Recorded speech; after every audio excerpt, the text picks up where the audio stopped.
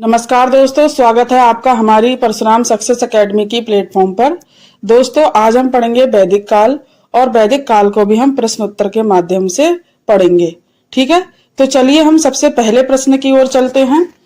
पहला प्रश्न है, वैदिक काल कब शुरू हुआ? ठीक है, वैदिक काल कब शुरू हुआ? वैदिक काल का समय काल पूछ रहा है। तो वैदिक काल का जो समय काल है वो है 1500 से 600 BC तक। ठीक है, कितने तक?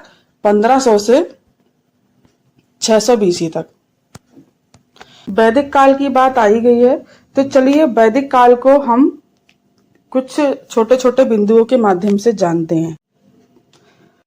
वैदिक काल के जो लोग थे वो उनको आर्य कहा जाता था। ठीक है, क्या कहा जाता था? उन्हें आर्य कहा जाता था। और जो आर्य थे उनका अर्थ होता है श्रेष्ठ या कुलीन। ठीक है, आर्यों का अर्थ क्या होता है? श्रेष्ठ होता है या फिर कुलीन होता है। ठीक है, इन्हें श्रेष्ठ या फिर कुलीन कहा जाता था।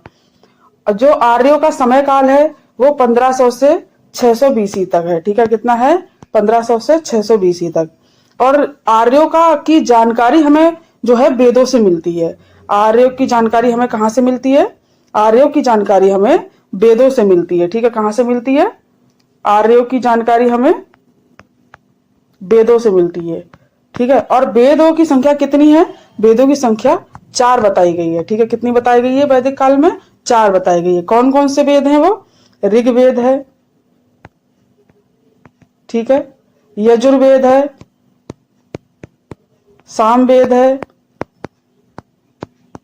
और अर्थवेद है, अथर्ववेद। ये 4 वेद है। ठीक,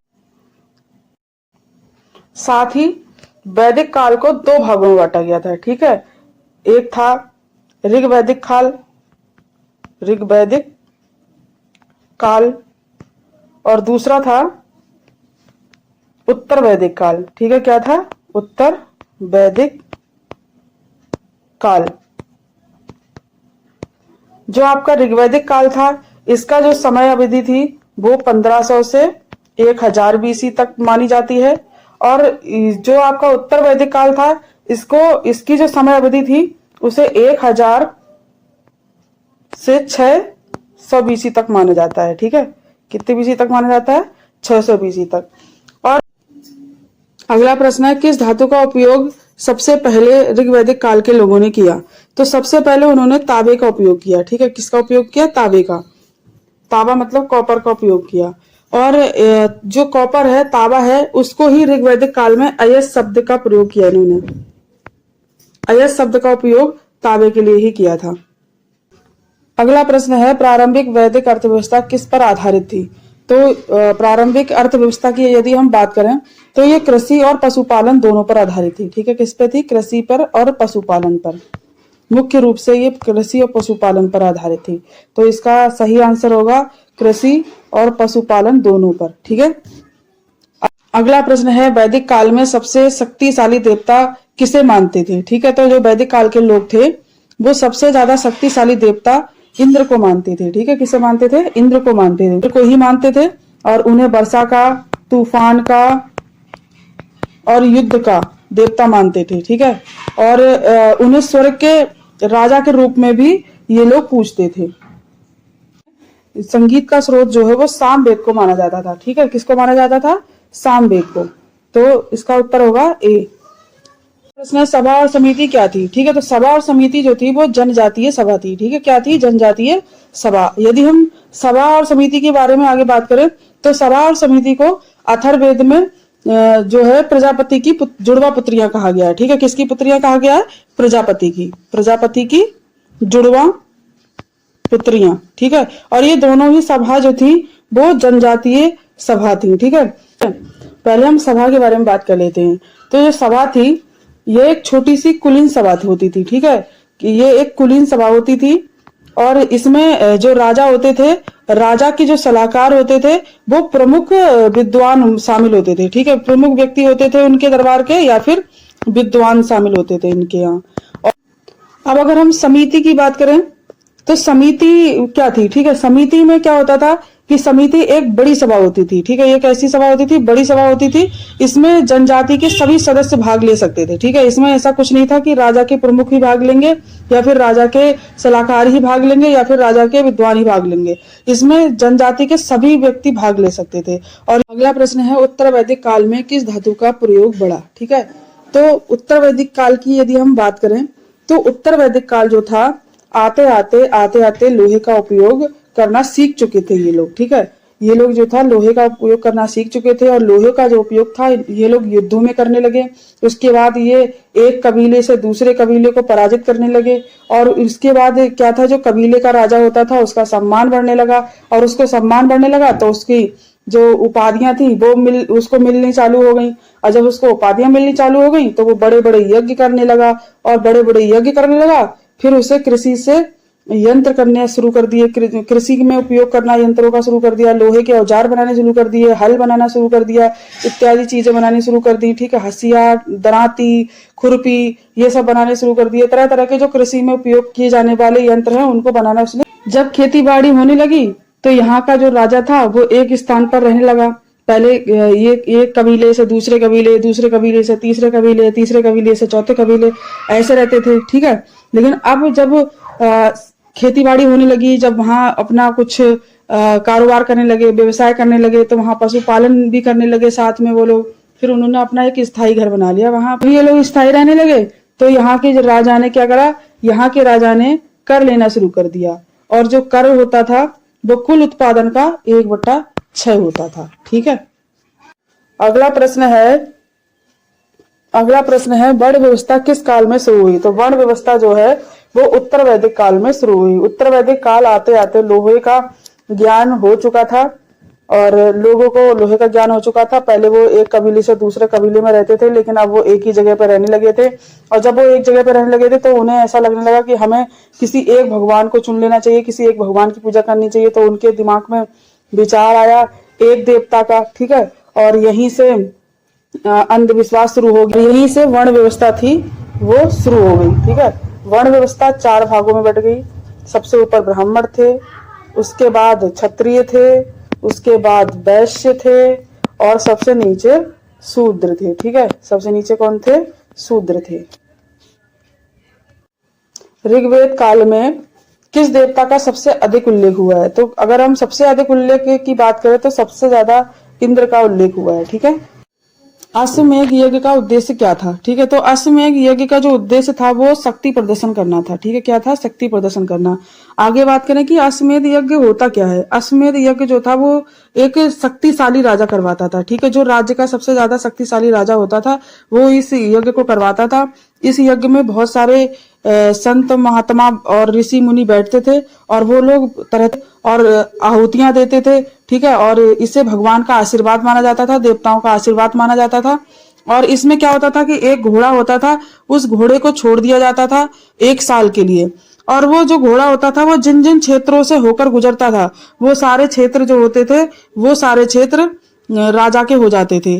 और अगर कोई बीच में उन्हें रोकने की कोशिश करता था तो उसे राजा से युद्ध करना पड़ता था, ठीक है। और युद्ध में जो भी जीते उसका वो क्षेत्र हो जाता था। तो ये अश्वमेध यज्ञ होता था। अगला प्रश्न है उत्तर वैदिक काल में किस कृषि उपकरण का उपयोग हुआ? उत्तर वैदिक काल में लोहे के उपकरण थे, उन लोहे के उपकरणों में एक तो था लोहे का फाल, हसिया जिसे दराती भी बोलते हैं, और साथ में आपके हल, ठीक है। तो इसका जो सही जवाब होगा वो होगा हल, ठीक है। क्या होगा? हल। अगला प्रश्न है वैदिक समाज में शिक्षा का प्रमुख साधन क्या था? यदि हम शिक्षा के साधन की बात करें वैदिक समाज के तो इसका गुरुकुल की प्रणाली पर आधारित था ये, ठीक है। किसके पर आधारित था? गुरुकुल की प्रणाली पर। अगर हम गुरुकुल प्रणाली की बात करें तो गुरुकुल प्रणाली क्या थी?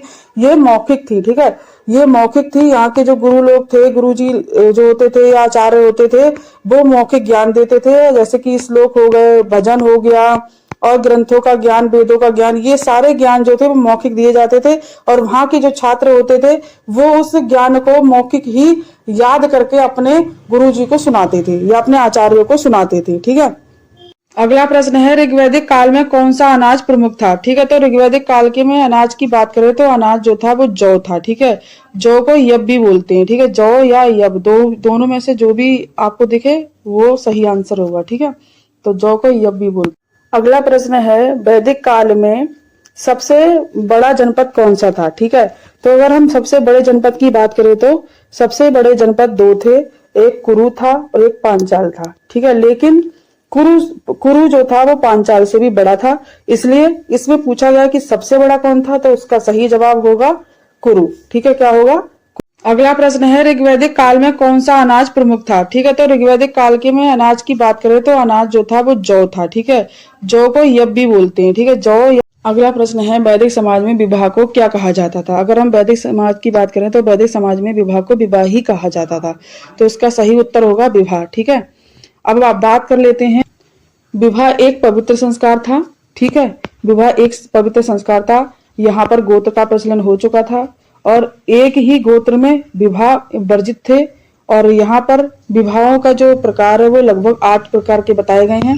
उनमें से 4 अच्छे विवाह बताए गए हैं और उनमें से 4 बेकार विवाह बताए गए, बुरे विवाह बताए गए। ठीक है, उनमें से कुछ इंपॉर्टेंट विवाह हैं, जैसे कि आर्ष विवाह हो गया।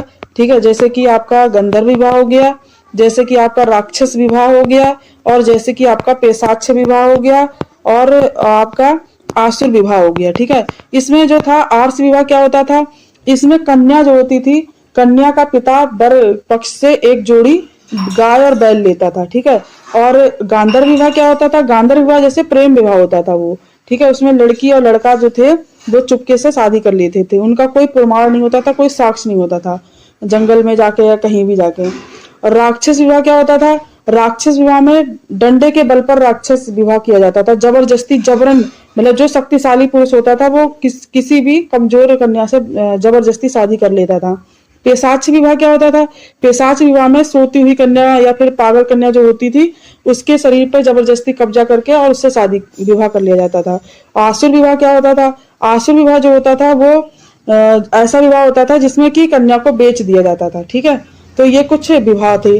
अगर आगे हम बात करें अगर, तो हम संस्कार थे 16। उसमें जो पहला संस्कार था वो गर्भावस्था में होता था, गर्भावस्था में, और जो अंतिम संस्कार था वो सबको जलाकर किया जाता था। ठीक है, तो 16 संस्कार थे। क्या होता था, उपनयन संस्कार जो होता था इसमें बालक को जनेऊ धारण कराया जाता था।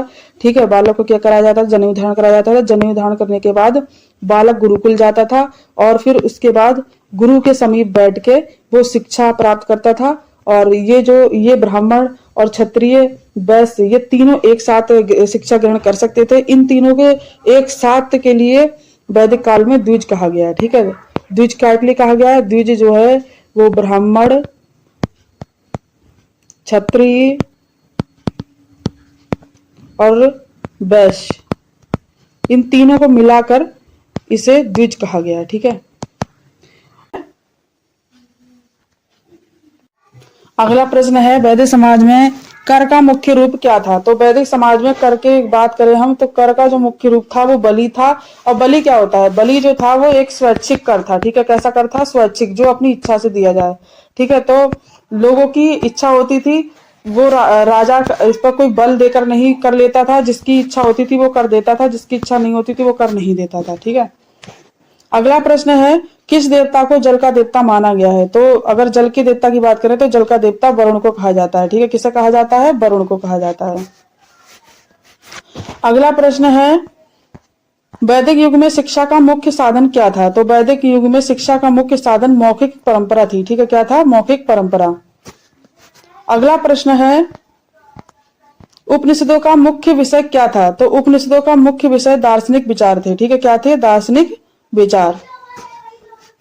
अगला प्रश्न है, किस देवता को जादू टोने का या वेद का देवता माना जाता है? तो जादू टोने का देवता अथर्वदेव को माना जाता है। ठीक है, किसे माना जाता है, अथर्वदेव को। तो इसका सही उत्तर होगा ऑप्शन डी। अगला प्रश्न है, प्रारंभिक वैदिक काल की सभा किसके लिए थी? तो प्रारंभिक वैदिक काल की सभा जो थी निर्णय और विचार विमर्श के लिए थी। ठीक है, किसके लिए थी, निर्णय और विचार विमर्श के लिए। अगला प्रश्न है, गौ का विशेष महत्व किस लिए था? तो गौ का विशेष महत्व जो था वो किस लिए था? वो था धार्मिक दृष्टि से भी और आर्थिक दृष्टि से भी, ठीक है, दोनों दृष्टियों से था। पशुपालन करते थे वहां के लोग, तो गाय का दूध बेचते थे और गाय की पूजा भी करते थे धार्मिक दृष्टि से, तो ये दोनों ही थे। अगला प्रश्न है, वैदिक काल में मुख्य व्यवसाय क्या था? तो वैदिक काल में मुख्य व्यवसाय कृषि और पशुपालन दोनों थे, ठीक है, क्या थे? कृषि और पशुपालन दोनों। अगला प्रश्न है, किसे वैदिक साहित्य का अंतिम भाग माना जाता है? तो अंतिम भाग उपनिषद को माना जाता है, ठीक है, किसे माना जाता है? उपनिषद को। अगला प्रश्न है, वैदिक समाज में ऋषि का क्या कार्य था? ठीक है, तो वैदिक समाज में जो ऋषि थे उनका कार्य था शिक्षा और वेदों का ज्ञान देना। अगला प्रश्न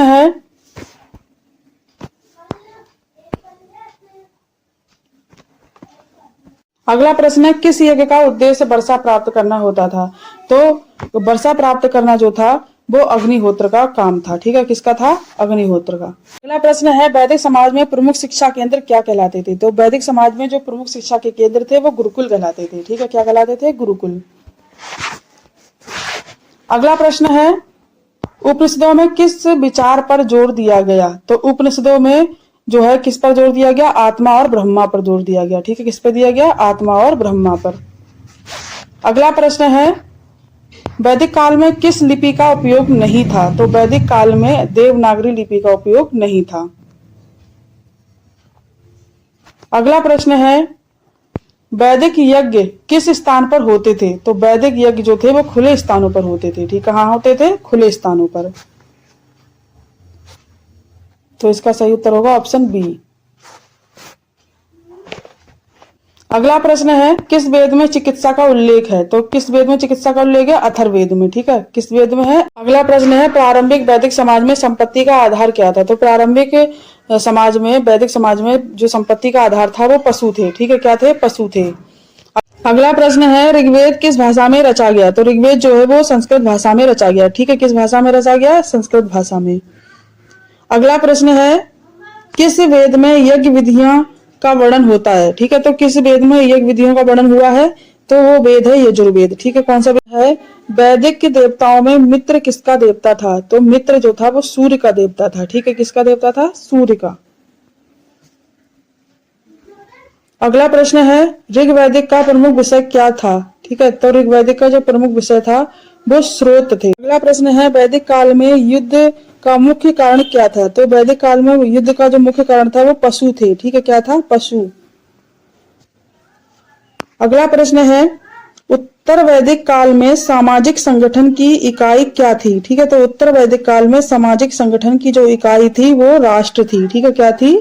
राष्ट्र। अगला प्रश्न है, वैदिक देवताओं में सोम का संबंध किससे है?